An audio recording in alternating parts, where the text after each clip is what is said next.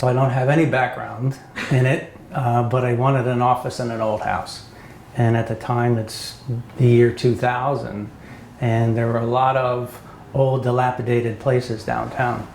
And so we originally looked at the Hemlock House over in Mount Laurel and couldn't put that together, and then ended up making a deal on the Reuben Sparks Building on South Maple Ave. And so I just figured if I wanted an office in an interesting old house, hopefully I could convince other people of the same thing. And so far, so good. So this one, what we're standing in is the original part of the house, which seems like it was built in 1842 by Benjamin Marple. He was a shoemaker, and so he lived here with his wife and 2 daughters. And it looks like, just based on the census of 1850, he expanded it sometime shortly after 1842, because then there is an apprentice living here, Richard Jobs. And in the census 10 years later, he's a shoemaker on his own. And so I could see from some of the rooms in the addition that looked like workspace. It looked like living space and workspace.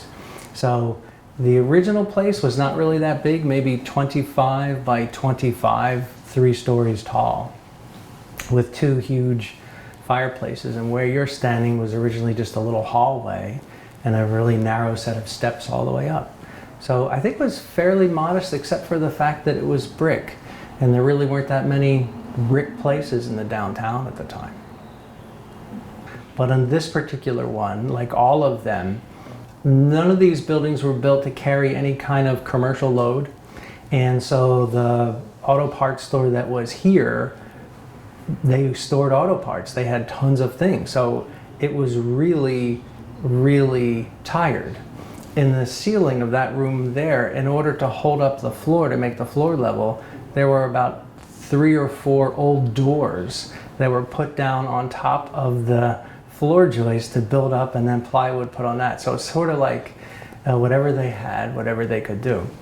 So if you look up at this here, this is a span of about 20 feet, right? So it's a big span for a commercial load. So I originally put Paraland beams in there and then did the calculations in the wrong order and figured we had to do steel and anchor. I don't know if you noticed outside, we have the star bolts on the outside. So we anchored all the way through the brick with these steel seat channels sandwiching a piece of Paralam. So that's the kind of weight that was here, and then the kind of weight that an office is too, just to support it. So every room, starting actually downstairs and supporting all the way up, needed that resupporting, because otherwise all of the floor joists were bowed. So you look at something and you go, oh my gosh, that looks horrible, but it could be so nice. And that's really the most interesting thing, where you look at something and it's been neglected for so long, but it really has something. So these jobs are always a mixture of the practical and the theoretical, right? So you still have to go through the whole process with the township. So you still have to go through, say, a site plan that says, hey, there's still going to be drainage issues. You know, this house is this big and this lot is that big, and water's still going to flow. So even though everybody likes the idea of restoring old places and having a really interesting downtown, you still have to meet all the other things. There's some wiggle room, but that's the practical side of thing, right? And it costs money to do that. And then you have to hire people who, as you go, to deal with all your surprises, right? Because you can't know going in all the things you're going to face. So it's the usual thing. I'm happy to be working with a lot of the same people on every project. So that's helped a lot, because they don't look at me as crazy as they used to. Like when I say something like, oh, I want to try to do this. Before it was like, yeah, I don't see us doing that. And now it's like, I don't see us doing that, but we'll give it a try, right? So it's a little bit better now. But the before after is really the biggest thing. I actually think it turned out better. I was really not sure, you know what I mean? Because you start it and you're not sure, but all the other places we've done have really been more of a formal kind of nature. Like the Reuben Sparks Building is an Italian Victorian. It's from 1865. It has big moldings. It has beautiful, all around all the doors, beautiful moldings. So we had to really restore all that. Where this had been used as an auto parts store, right? So it wasn't like, even though that medallion that you see and some of the things were really fancy, it had long since been gone. And so it wasn't like when you walked in, you say, oh, this could be pretty in the same way that that could be pretty. One of our one daughter's friend's mom is a decorator. So every time we start thinking about stuff, she comes over and she has 1,000 ideas, and she walked through and said, this is nothing like any other building. Like, that's a big element. If you're going to have to do these beams, that's a big element. So in that sense, it turned out a lot better. I never would have predicted, because we've never done anything that looked like this. Well, I think finding the plaster casts of those medallions was interesting. I think, you know how it is a lot of times, like that door behind you, the front door, was under pegboard. So there was pegboard where they would hang fan belts and everything else.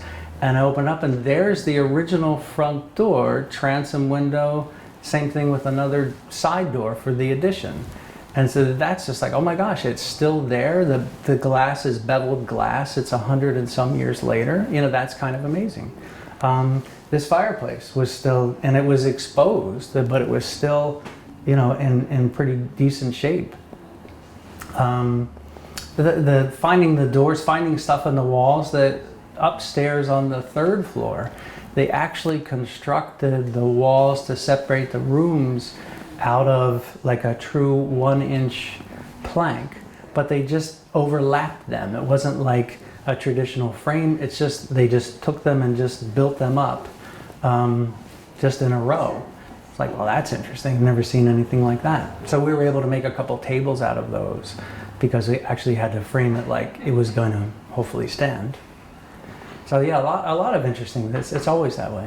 So the dumbwaiter was also behind something. So that was trying to figure out what it was at first was interesting, because it was boarded up on both sides. And I guess originally we had noticed it from the basement. And then we had somebody come in, I forget who it was, said this was an old coal bin. And they go, you know when people know things, they just know things, right? So he goes, well, that's the dumbwaiter. The coal came in there. They had this big thing. They would shovel it into this dumbwaiter and then lift it up to the upstairs, and then say, well, that makes perfect sense. And so we go upstairs and look in the very back part of the house, and in between all of the studs is built up with brick. And so they say, well, if there was some fire danger here, they would use that as an insulation material. So there must have been a huge stove here, which makes sense. We have the coal coming here, load it there. And then on the other side, there was sort of a built-up area where you could see they might have put shelves or preserves or something like that. So that was, and the other thing is just the mechanics of it. There's this huge pulley at the top. There's, you know, there's a huge counterweight, like just stuff that you look at, just like the whole thing, that somebody made that, you know, when it functions. It's really interesting.